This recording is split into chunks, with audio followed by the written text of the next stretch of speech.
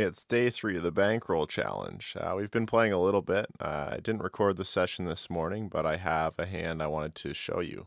Okay, so here we got the queens in the big blind, and we're going to see the under the gun player decides to limp in, and so does the small blind. And the action comes back around to us, so I just want to show you for a second. So here we can see that the under the gun player has a VP of 58 and a PR of 0, so he is playing 58% of his hands and he's raising 0 of them pre-flop. And over here the small blind is similar but with 73% of his hands. It's a smaller sample size, only 31 and 24 hands, but we can pretty much assume at this point that these two players are a little bit on the weaker side and playing way more hands than they should be.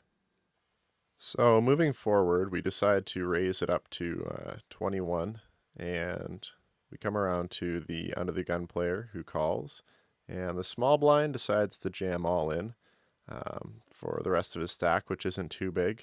And so we're looking pretty good at this point. Our options were obviously never going to fold here, so we could either call and try and bring the under the gun player along, or we could jam all in.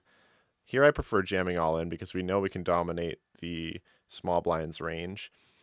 And the under the gun player, if we jam all in and he might decide to jump on board with a weaker hand, he shouldn't have anything too strong here. So we decide to shove for the rest of our chips. So the under the gun player decides to fold. And at this point, we're pretty happy. We got the queens all in. We should be doing pretty well.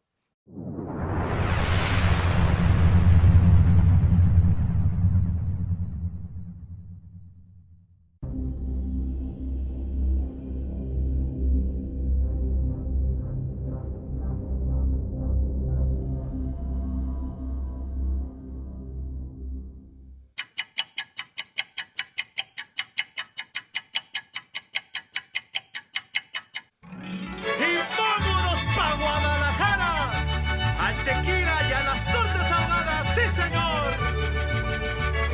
Ay, ay, ay.